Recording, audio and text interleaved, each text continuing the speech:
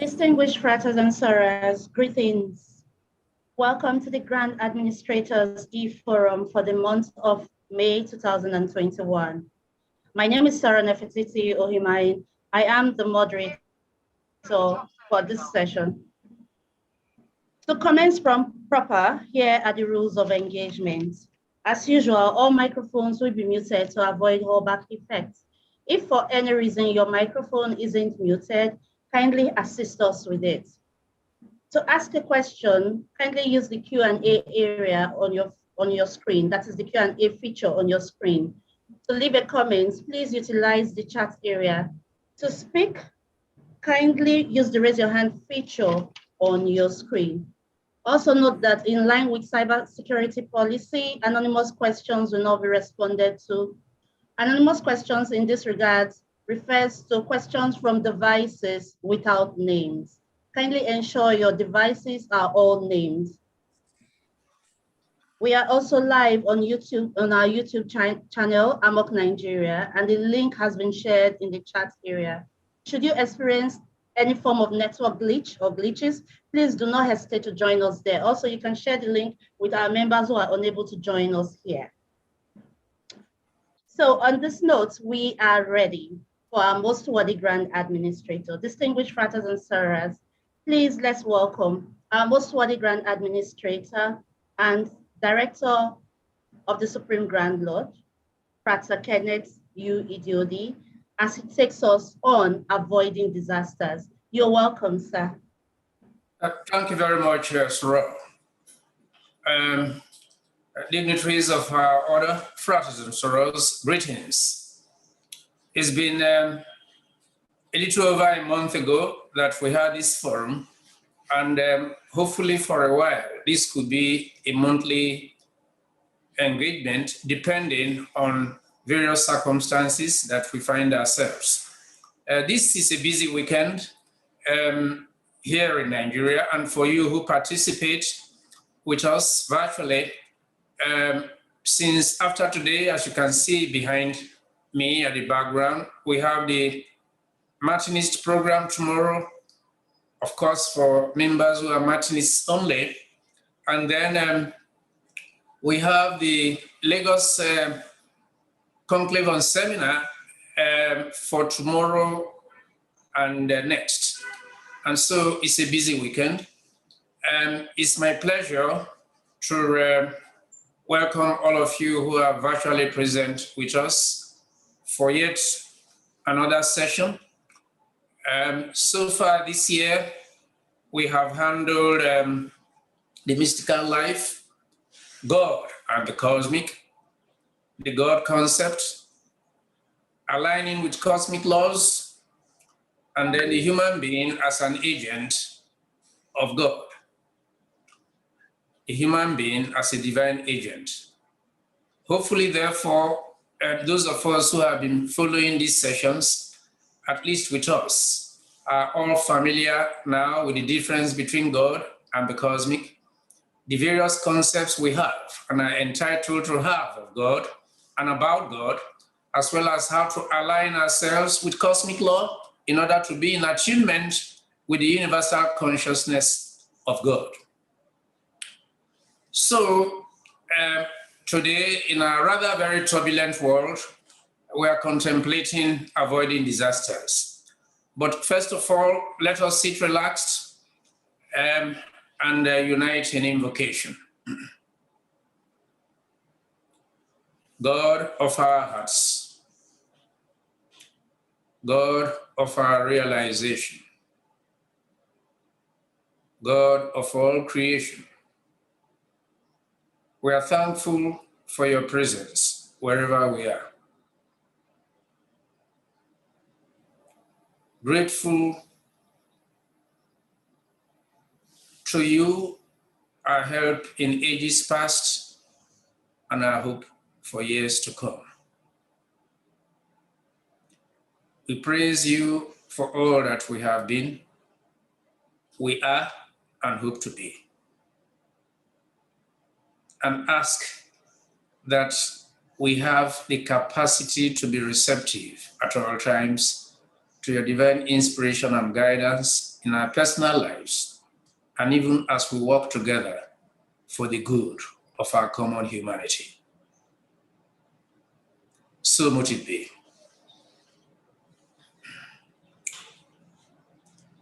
Fratres and sorors, whenever people talk about peace, either at an individual level or in a communal or global context, there is the philosophical tendency to become so abstract, so idealistic, so religious, and even so mystical that the stark realities of its opposites are hardly ever tackled.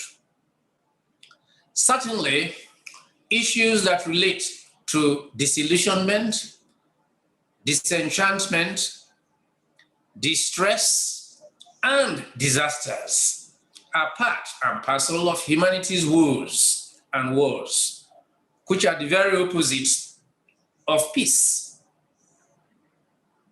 We have many worries and questions coming to us on the subject of personal catastrophes. People want to know why this or that happens to them. Why me? Why me? They look for flaws in their own character, reasons for the disturbing events of their lives, an explanation of karma and its influences. Almost everyone assumes there is some purpose for the accidents in which they are involved, or some purpose for their inherited disabilities, or some purpose for an epidemic, or what we know in today's world, the global pandemic. We are generally so tied to the concept of purpose in the scheme of things that it is difficult for us to avoid a reference to it in everything that happens to us. Yet,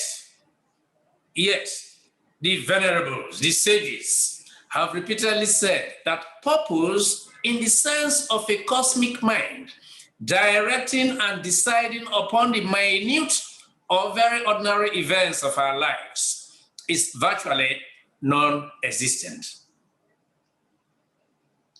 There are many things, fratres and sorors, which happen to us which are not due to any personal karma or to anything we did to bring them about. Many things are not even due to group karma.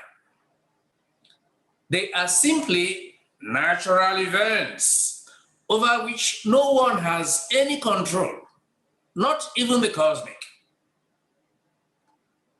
Now, I know that to think of the cosmic as having limits or restrictions to its powers is almost unimaginable to us. We have always been led to think that the cosmic is all-powerful and omnipotent, that it can interrupt, modify, or reverse the course of events. We look at certain events and call them miracles. For example, an aircraft crashes. 99 persons on board perish, and only one survives. The one survivor is hailed as a miracle, an act of God, an intervention of grace and compassion by the Creator. But, fratres and sorors, what of the 99 that perished? What of the 99 that perished? Rosicrucians are taught that the cosmic functions according to the laws of its own being. These laws are as much a part of the cosmic as are its substance, its force, and its mind. These laws are the order of the cosmic. They cannot be set aside by us or by the cosmic itself. The laws of the cosmic were never established by the cosmic and thus cannot be rescinded or withdrawn by the cosmic. Thus, There is no purpose in the laws being what they are. No reason why they are as they are any more than there is a purpose for the cosmic's existence, nor a reason why it exists. The cosmic is what it is, and it cannot be other than what it is. This, fratres and sorors, is the cosmic's restriction. And since we are part of the cosmic, it is also our restriction. The heart of cosmic law is action and reaction. And around it, we have built patterns of behavior. We are attracted to and repelled by other things. We experience a sense of harmony or disharmony. We observe actions and reactions as magnetic fields adjust and readjust themselves in order to maintain balance or equilibrium. Now, to answer the question why this or that happens, we can say that the law is the cause for everything that happens within the cosmic structure. The law is the cause for everything that happens within the cosmic structure. What is significant for us at this time is that the law acts without regard to the elements of the cosmic's nature. There are no such attributes as compassion, selectivity, choice, or chance in the law. And this holds true regardless of what anyone, including the cosmic, would rather have happen. Let's look at some examples. Consider the impact of rain on thatched mud houses in various villages and hamlets. A heavy downpour of rain torrentially continues virtually for 2 to 3 days, and mud houses collapse and are swept away by the flood. What a pity. Is the cosmic amused when such a thing happens? When the snowpack builds on mountainside and its weight exceeds its ability to hold to the mountain, great sheets of it will fall in an avalanche. It won't matter if trees are uprooted, if nests and homes and other refugees are destroyed, or if thousands upon thousands of animal lives and human lives are snuffed out. Do we think, fratres and sorors, that the cosmic looks upon this and is pleased? When a volcano erupts, the earth around it is devastated. Poisonous fumes and stifling dust fill the air and bring death to animal and plant life within miles of its perimeters. Is this something the cosmic enjoys? Can we really conceive that these are purposeful acts on the part of the cosmic? That it will intentionally devastate and destroy life? Can we conceive that the cosmic will intentionally look on silently as innocent men kill each other in warfare, under whatever guise, terrorism and what have you, or that it has no compassion for the millions of life forms that are devoured by other life forms as they fight for survival? We say that all things are of the cosmic, yet we have a tendency to give credit to the cosmic for only the good things that happen, but not for the bad things. But you see, fratres and sorors, both the good and the bad are results of cosmic law. The good and the bad are the results of cosmic law. Both are the result of natural actions and reactions of cosmic events. For instance, when you take a walk or jog on the grass, you crush several insects and life forms to death. Was it really your purpose or intention to kill or just to exercise? Think about that. What this says is that there is a cause for everything that happens to us, but the cause is in cosmic law and not in the cosmic mind. Let me repeat this. There is a cause for everything that happens to us, but the cause is in cosmic law and not in the cosmic mind. It is important to realize this difference. No mystical philosopher can doubt that we cause many of the things that happen to us simply by the actions we take, by your behavior, or by the lifestyle we adhere to. We set actions into motion, and cosmic law brings about a reaction. It's not only a question of reaction to some action on our part. Cosmic law doesn't distinguish, in that sense, between right and wrong in the human ways of thinking, because our ways are not necessarily its ways, and its ways are not ours. It only functions according to one principle: action and reaction, the maintenance of balance in the universal system. If this all sounds very fatalistic, it isn't, fratres and sorors. It may sound rather hopeless, the reality of ponderous cosmic forces over which we have no control. But as you will see, it is not that you have no control, but rather a matter of what you have control over and what you do not have control over. You may not be able to stop an earthquake or an avalanche or a flood or a volcanic eruption.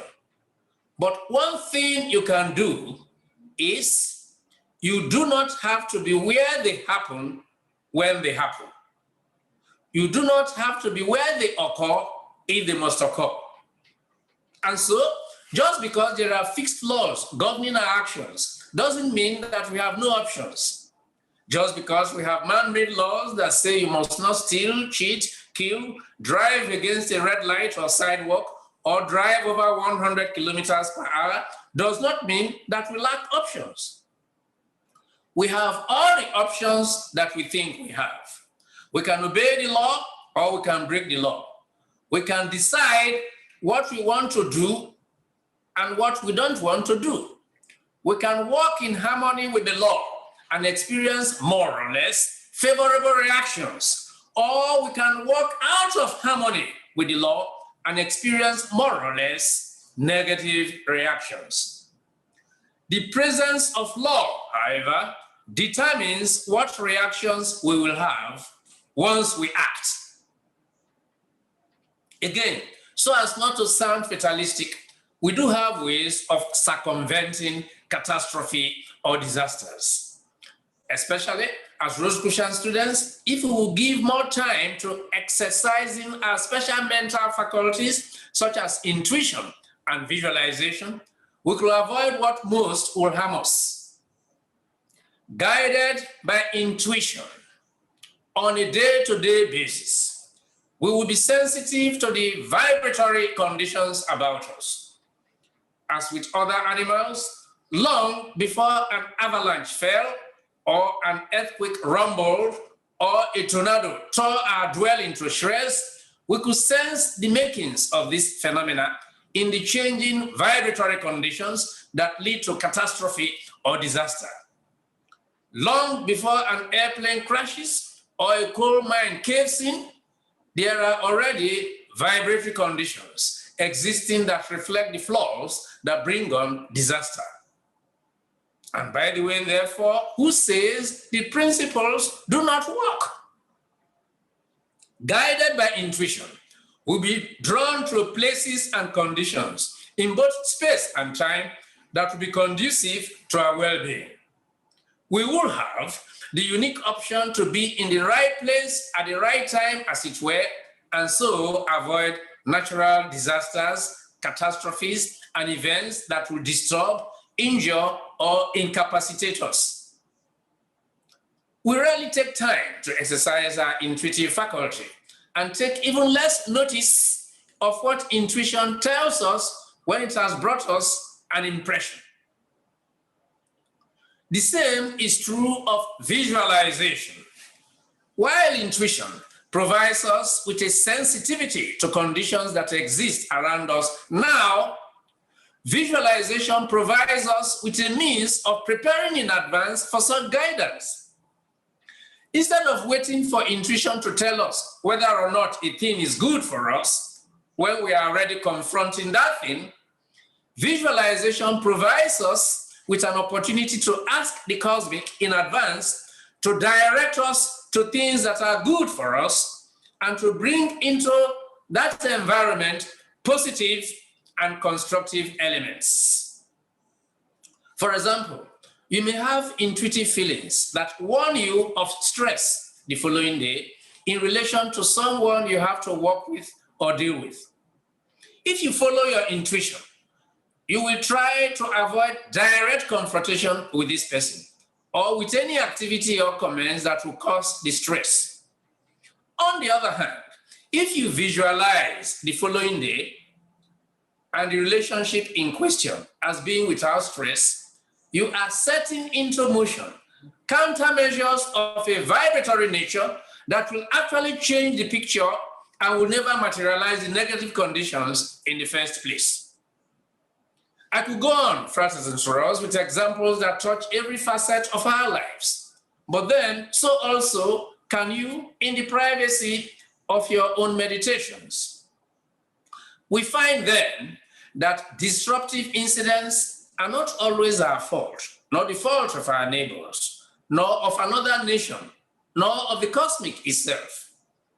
And secondly, that we have the power and option within our beings to chart our lives into the most favorable channels and to so attune ourselves with the cosmic mind that we can sense the time and place of cosmic events that will affect our lives either positively or adversely.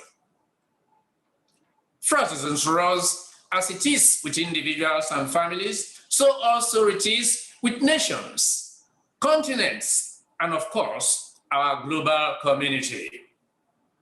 In every nation of our planet, natural disasters occur. However, man-made disasters also occur if persons in positions of political, social, and economic leadership do not perform or rise up to expectations. Many nations of our planet are under the challenge of self-imposed suffering, which leads to poverty, hunger, and series of violence in the various forms we see and experience them: armed robbery, kidnapping, terrorism, etc., etc. When those at the helm of affairs lead with a sense of direction and focus, as well as appropriate policy formulation, things tend to fall in place for national growth and development. This is why, as Rosicrucians, we must rededicate ourselves to the activities of Medifocus and cosmic attunement at the level of the Council of Solace for global welfare and peace in our lives. The more we do this, fratres and sorors, the more we shall witness in various nations more and more of the right persons in key positions who will offer the responsible leadership that will attract a responsive followership. That is to say, the more we experience the symbolic manifestation of square pegs in square holes and round pegs in round holes. Fratres and sorors, let us meditate always for greater leadership capacity for all nations, so that through leadership vision, intuition, and collective visualization, we avoid or at least minimize disasters in various nations of our planet. So much it be. And now I would like to throw the floor open through our moderator for questions and comments and contributions, and if we can, answers to questions that may be asked for a few minutes, after which I'll be ready to close this session with a brief period of cosmic attunement. Thank you. Thank you very much, Amboswadi Grand Administrator, for this beautiful session on avoiding disasters. Distinguished fratres and sorors, we have listened to Amboswadi Grand Administrator speak with us, and he even answered some questions or some posers, such as, does life have a purpose? Is there no purpose in natural disaster? And then he told us that there is cost for everything that happens to us, but the cost is in cosmic laws and not in the cosmic mind. And then he talked about intuition and also listed some things from Rumi and Albert Einstein. There is a voice that doesn't use words. Listen. And then the only real valuable thing is intuition. And then let us always meditate for greater leadership capacity. On this note, distinguished fratres and sorors, we are open to comments, questions. Like I already said, if you need to ask a question, please use the Q&A area on your screen. To leave a comment for us, you can use the chat area. If you want to speak with us, please use the raise your hand feature. Amboswadi Grand Administrator, we have the first question from Frater Ogenovo Ero from the United States, and he's asking, why is it that nature allows disaster to befall man, since it results destruction to both man and creation? Thank you. It wasn't me, but Epictetus, the philosopher, who said, nature is indifferent. Nature is indifferent. In other words, nature is no respecter of persons, titles, places, etc. From another angle of viewing this, we can say nature is the outward material manifestation of the mind of the supreme intelligence, responsible for the cosmic and all cosmic manifestations. We can also say, fratres and sorors, that from this point or angle, we can work with nature. There is a relationship between us, nature, and the supreme intelligence. As a matter of fact, when you consider the innate powers with which we have been endowed by the supreme intelligence, we can more or less harmonize our consciousness with the higher consciousness within us, and therefore be able to understand many of the mysteries of nature. When we do this, we find that to a great extent, we are beginning to acquire a certain degree of self-mastery.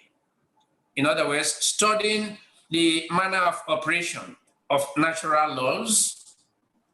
And from that, we can begin to think of, after some period of concentration, contemplation, meditation, visualization, developing our inner powers and abilities to regulate conditions, begin to take charge of our lives, and therefore express or manifest a higher degree of health, happiness, well-being, a sense of direction and focus in all that we do.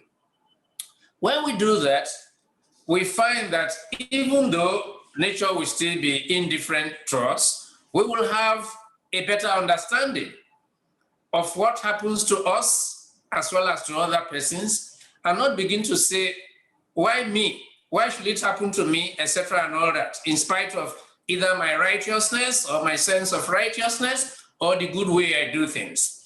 We will push the blame away from ourselves, from our neighbors, from mosquitoes, and so on and so forth, and learn to begin to accept responsibility for our lives and the way we live it. Thank you. Thank you very much, Amboswadi Grand Administrator. We have another question from A.B. Igojekwe, and She is asking, I would like to know if intuitions come about from our visualizations or if the two are entirely different. Okay. When we are looking at our psychic self generally, or let us say the non-invisible aspects of our being, bearing in mind that the human being is essentially a spiritual being in a physical mundane body, we are, the moment we begin to open ourselves through development to be a little bit either clairvoyant or clairaudient or telepathic or what have you, in the realm of what some persons describe as extrasensory perception. But the term extrasensory perception is a misnomer because it is all part of the same sense we have. From the Rosicrucian philosophy, we refer to this as the fourth dimension. Generally, people call it the fourth dimension, but actually it should be the first dimension because without it, the other dimensions do not exist. The intuitive faculty is one which, at a certain level of comprehension, is a prompter, is a spark. We receive it like in a flash of inspiration to do this or not do that, to think, say, or act, or not think, say, or act, and all that. That is at one end of the spectrum. At the other end, we can see intuition as the total manifestation or reaction of the aura to its environment. In other words, within us, we have what prompts us from deep within and tends to protect us from danger. I tell you something.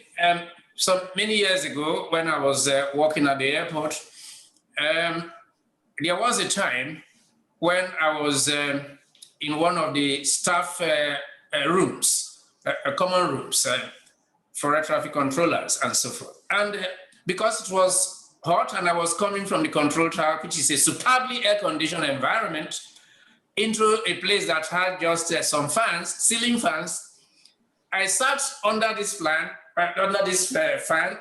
relaxing and reading a book just during a small break time. And I was enjoying this, and all of a sudden, I had this feeling to get up and move out of where I was sitting. It was so strong. I did just that. Within seconds, the fan dropped exactly on the seat. Now, if you know ceiling fans, in those days, they were very heavy. This one was a Crompton fan.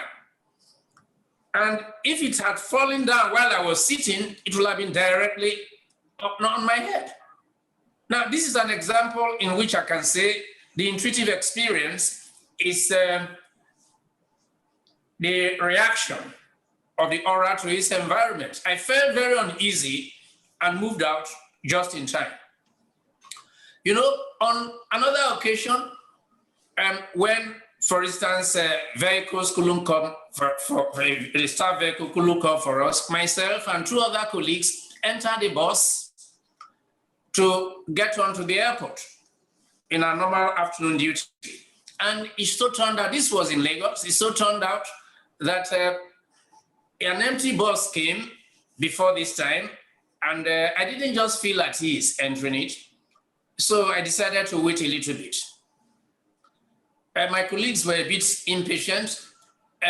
One of them jumped into the bus and moved on. This was when we used to have Lagos Municipal Transport Service, LMTS, as it was then called. A few other buses that came were loaded to capacity. Eventually, I said, let me enter this. And two of my other colleagues joined me and we entered this bus. It was very uncomfortable and all that. You know, the Surulere area of Lagos is known to those of you who know Lagos. And this bus was moving towards the airport. And there was a particular bus stop near Mushin also. And there was a standstill, no movement of traffic, only for us to look out and found out that the long bus that our colleagues had entered had apparently crashed into a house. We suspected something, so we moved out. We dropped from this bus to go after the other bus that crashed. And behold, our one colleague that entered it was badly injured and wounded. We pulled him out and took him to the Ikeja General Hospital in Lagos at that time. In this case, I will say that what caused me, for instance, not to enter that particular bus was that sort of intuitive feeling which will guide any of us, don't do this or do that. And if you act promptly and in obedience to it, you can avoid a disaster or being involved in a disaster. That is what gives me the effrontery to say that we may not be able to prevent disasters from happening, but we do not have to be where they occur if they must occur. So you can see intuition from these two angles.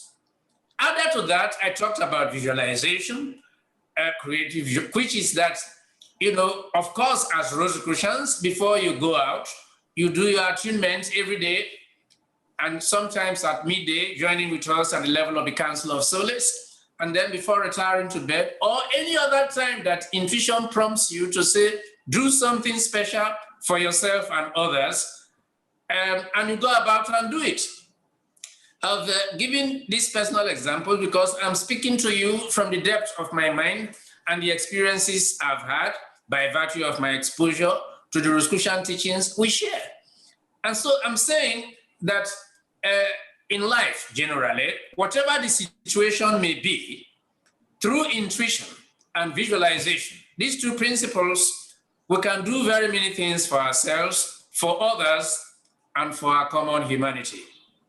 Thank you. Thank you very much, Amos, for the Grand Administrator. I'll be merging two questions. Itikao is asking, why does God allow evil to exist? And Evare Michael is asking, how can we avoid man-made disaster?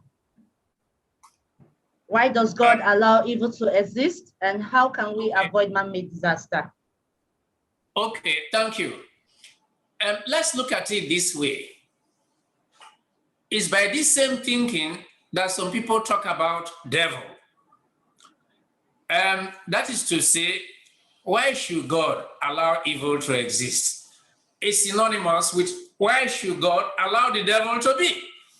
And I have always said, if you take it on a lighter note, from the point of view of our mystical philosophy as well, that if devil is spelled D-E-V-I-L, if you remove the D from the devil, what you have is evil. Now, the evil in us, therefore, is the devil. I have mentioned options in the message I have shared. The fact that we have the option to live in harmony with the cosmic laws as we know it, the natural laws as we know them, or to live out of harmony. We have been given the free will to choose light or darkness. Actually, from a philosophical point of view, there is no darkness. What seems to be darkness is but a lesser manifestation of light. I mean, if you have a rheostatic switch and you can turn the light from very bright to medium to low, gradually, you may be able to find a fine line between light and darkness. But I can tell you that the fact that it is darkness to you does not mean it is darkness to the cat, or animals that see without the type of light that you need to see. Now, at a certain level of philosophizing, we can say that darkness is the opposite of light. As we make progress, we'll find that actually, or should we say, when we talk about this actuality and reality thing, darkness is but a lesser manifestation of light. So when we joined the order, it was obvious to us that we knew a lot, but from the very first monograph, we must confess that what we think we know is very little. And as we progress, we find that the more we know, the more we are humbled by the fact that we have so much yet to learn or to know. Just so, at the time we joined the order, relatively speaking, and with candor, we were in gross darkness. We didn't know about the light, life, or love of the divinity within us. We may have been profoundly religious, but we'll be thinking perhaps of devil, Satan, and all that. Whereas with enlightenment, we find out that the so-called devil or evil is within us. If we can radiate thoughts of kindness, love, harmony, tolerance, and peace, most of the time, I don't want to say all the time because it's humanly impossible, but true, as we approach perfection, it can be possible. And if we do that, there shall be no evil within and around us. And in my view, we must think of it this way and realize the fact that at a certain point in time, there has been this perfect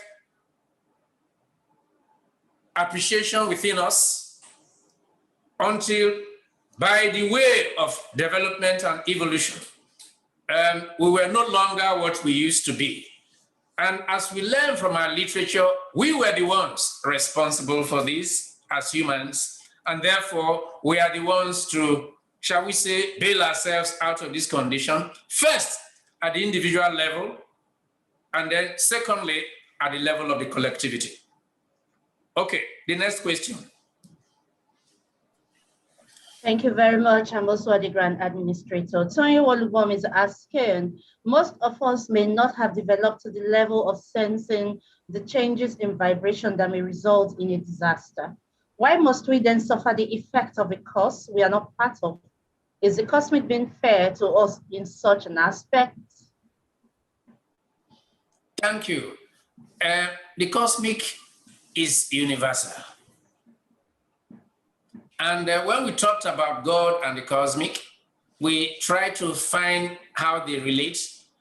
And the fact that maybe the way I put it was that the cosmic is the totality of all that there is, and that God is the totality of all that there is, plus much, much, much, much more, in very simple philosophical language from my own perception. And that the cosmic and all of its laws were set into motion by this supreme intelligence, universal consciousness, Allah, God, or the equivalent in any religion or language or in any mystical school. That said, we are part of the cosmic. The cosmic is neither good nor bad.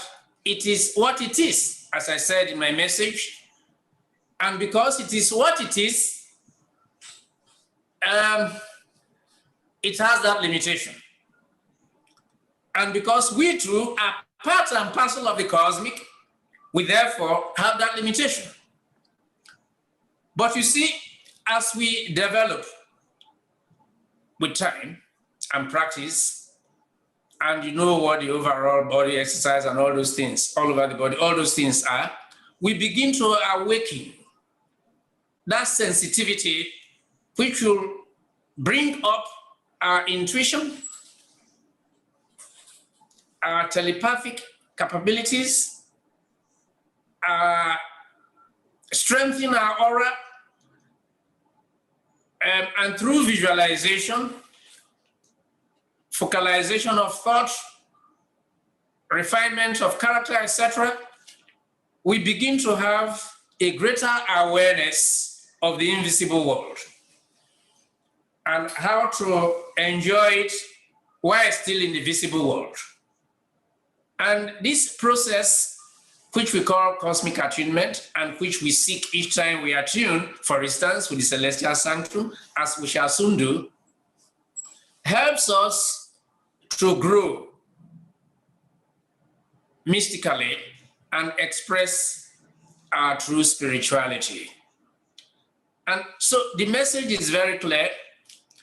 The more effort we put on the Rosicrucian path, the more we see ourselves protected, as it were, from certain disasters, the more also we are obliged to render service to our fellow human beings, to assure them that in spite of everything, there is this eternal presence within each and all of us, and we should hold fast and tenaciously to our tuning with this omnipotent, omniscient, and omnipresent nature of the Supreme Intelligence. Next, and perhaps the last question.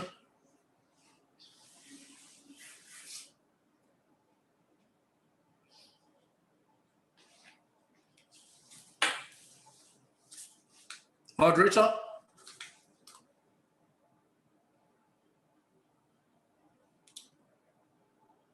Hello?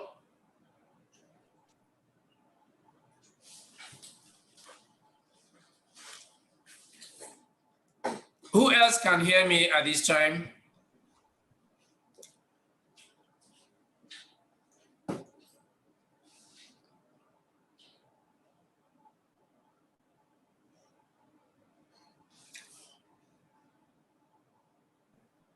Amos for the Grand Administrator, please, can you hear me?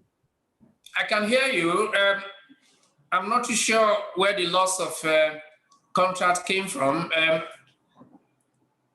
I can hear you, but I can't see you at this time. Okay. All right. Do we have another question? Yes, we do. The question is from Frater Richard. Is intuition a spiritual phenomenon? Yes, it is. Okay. Then another question from Highton Bereworiso. Most worthy Grand Administrator, firstly, which is the best way to develop and hone our intuitive ability? Secondly, is there any intuitive failure? Thank you. In the very beginning of our studies, I mean the neophyte section of our work, we are told about quickening the psychic consciousness. As we quicken the psychic consciousness, we also develop our intuitive faculty and also enhance our capacity to be receptive to that still small voice within us called conscience. And if we act to the best of our ability rightly and continue with the exercises as in the neophyte section, not even the temple degrees, we will go a very long way.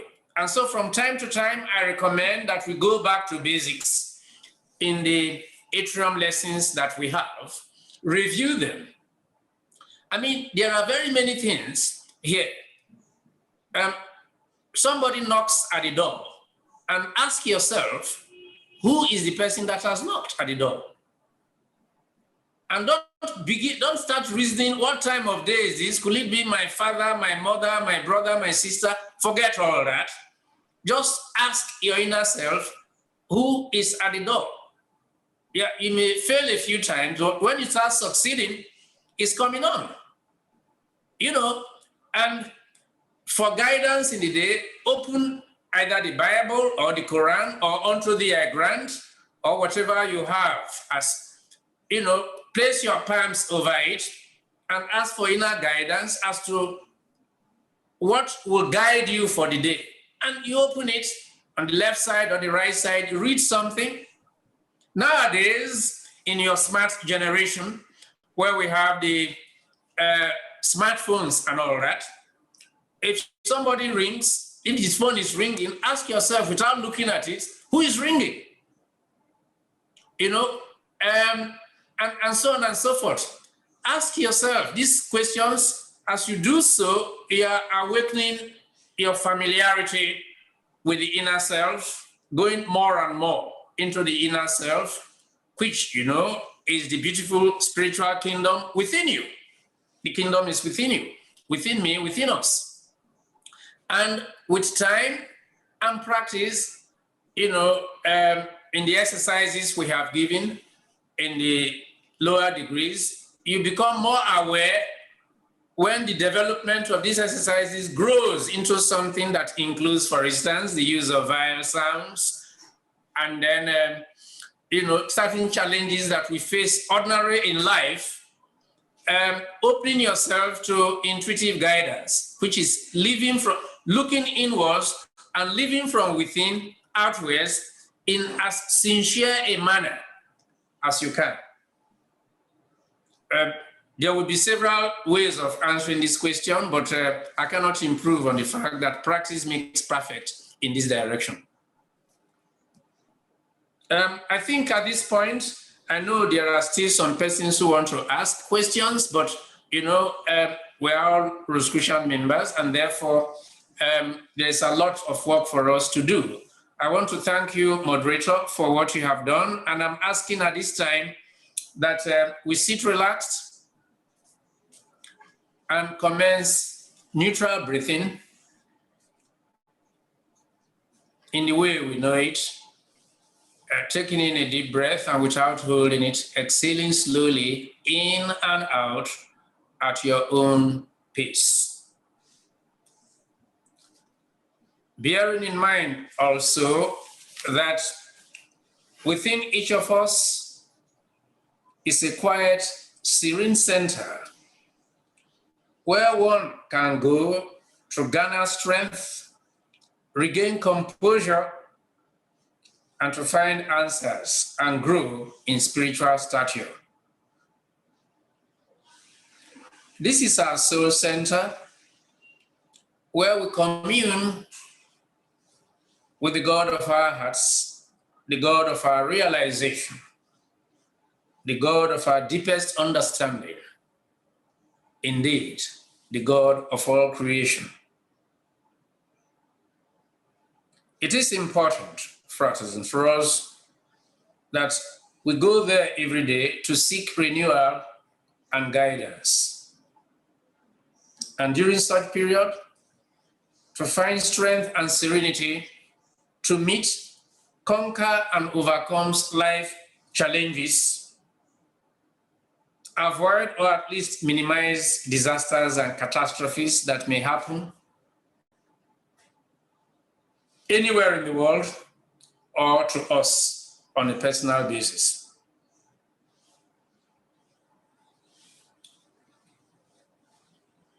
With that in mind, this is the place we call the Celestial Sanctum. And if we turn our consciousness inwards well enough, we'll be in attunement with it. We can also raise our consciousness and rise up to it because it is everywhere at the same time, depending on how we relate with it. And so now I ask that we close our eyes, bearing in mind that the Celestial Sanctum represents the highest plane of consciousness that can be achieved when attuning oneself with the cosmic. The Celestial Sanctum is the realm of purification, regeneration, revelation, and illumination. And it's to this realm, this field of cosmic energy, that we go to petition for the health, happiness, harmony, welfare of others, and the overall well-being of ourselves, as well as for peace on earth. And so I ask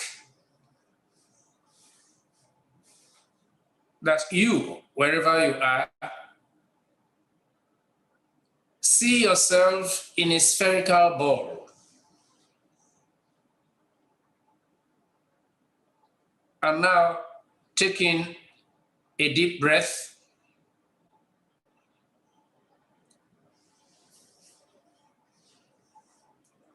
and consider yourself in this spherical ball of light. so that when you are ready to exhale, your aura, our auras are charged with the brilliance of divine light.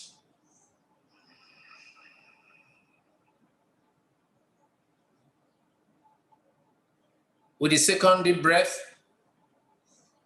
let us consider the vital life force, the breath of life, the breath of God.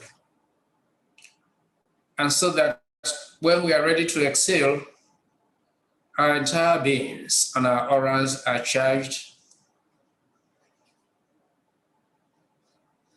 with the vitality of divine life.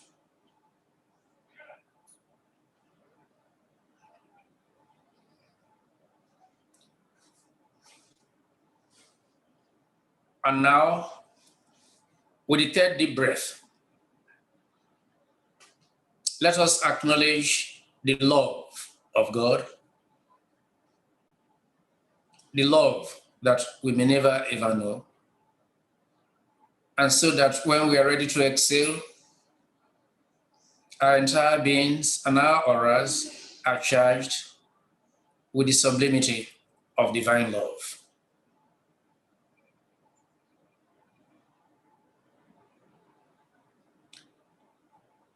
Thus infused and imbued with the light, life, and love of divine effulgence, let us unite in invocation. May the divine essence of the cosmic infuse our beings and cleanse us of all impurities of mind and body, that we may enter the celestial sanctum and attune in pureness and worthiness. So mote it be. Let us now turn our consciousness within this spherical ball of light, life, and love to the area of our heart.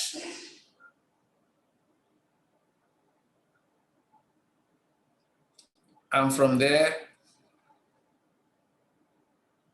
to the center of our head,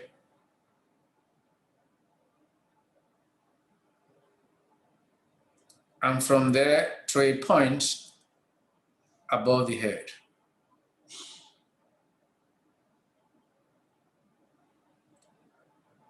Be relaxed as we now raise our consciousness above the building we are,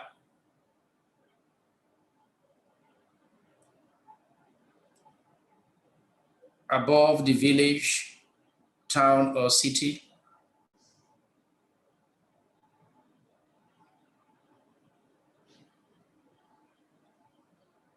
above the clouds,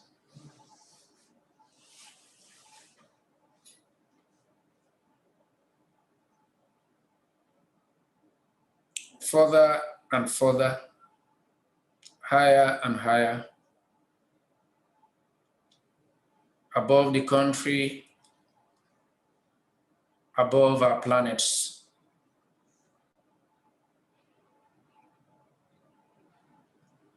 Let us feel our consciousness rising higher and higher to a level where we begin to feel very much at home with ourselves,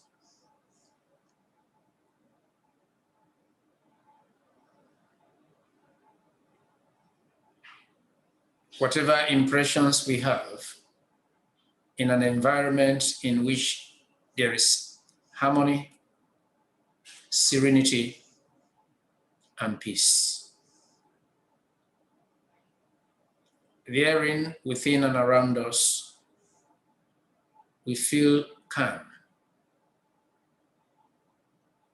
as if to say, we are getting this message, be still and know that I am God.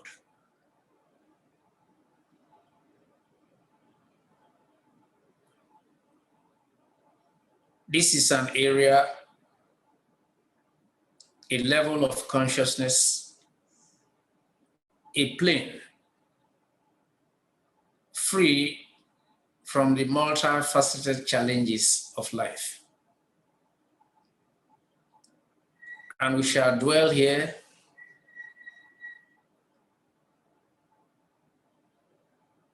in meditation, sending thoughts of kindness, of love, of tolerance, of health and healing to all who are in sadness, sickness, or sorrow.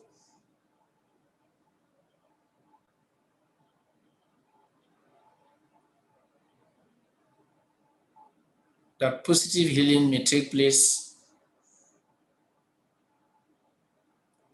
and they, like us, may enjoy good health, happiness, harmony, and peace profound.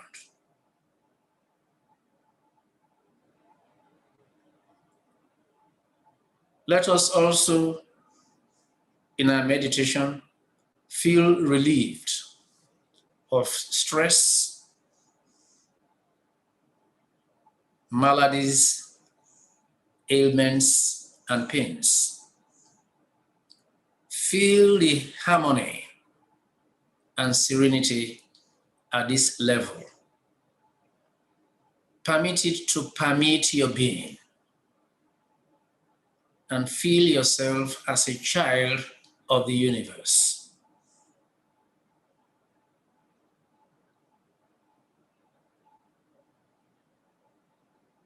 There is only one race, the human race.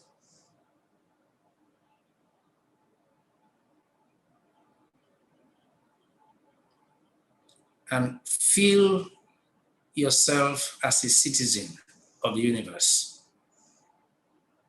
and as an agent accomplishment of great good in the world.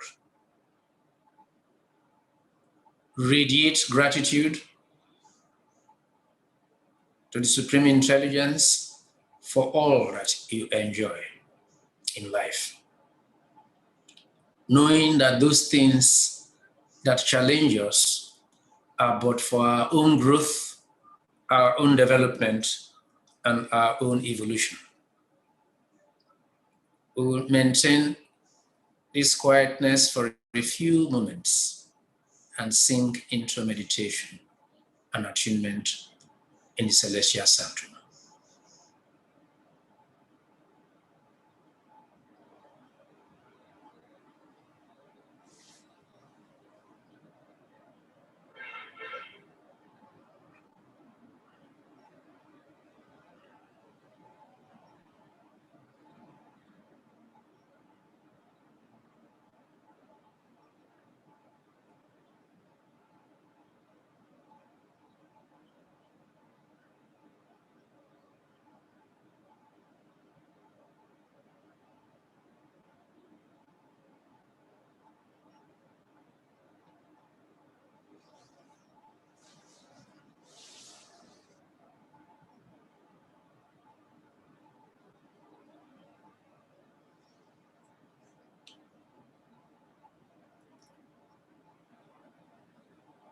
And now, brothers and sisters, let us unite in prayer. God of our hearts, God of our realization, we are thankful for your presence within us and around us, and the privilege we have at this level of attunement with the celestial sanctum to serve our fellow and common humanity. Grant us what it takes to be in harmony with your universal consciousness. Fill us with a sense of commitment towards self-mastery.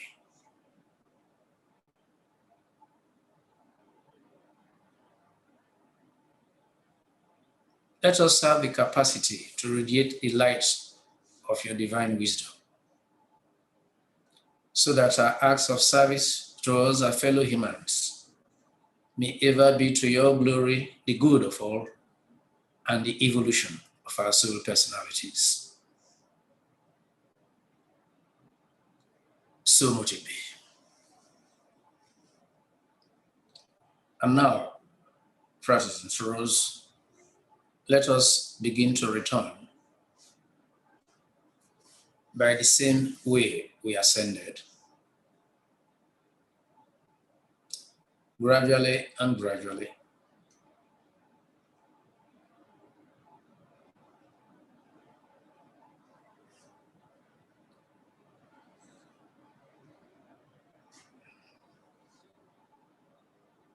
Through the clouds,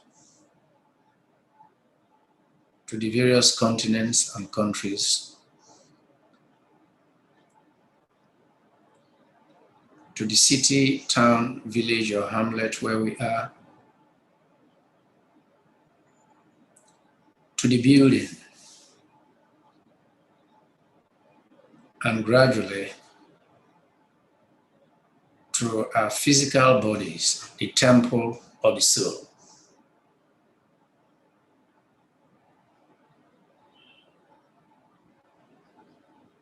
Let us feel at home in our bodies and be grateful to God, our order, our fratres and sorors, for this opportunity we have had for collective work. As I close with the benediction, may the grace of God sanctify our individual and collective achievement with the celestial sanctum. So much it be. And let us now gradually begin to feel ourselves in a physical, material, and mundane environment.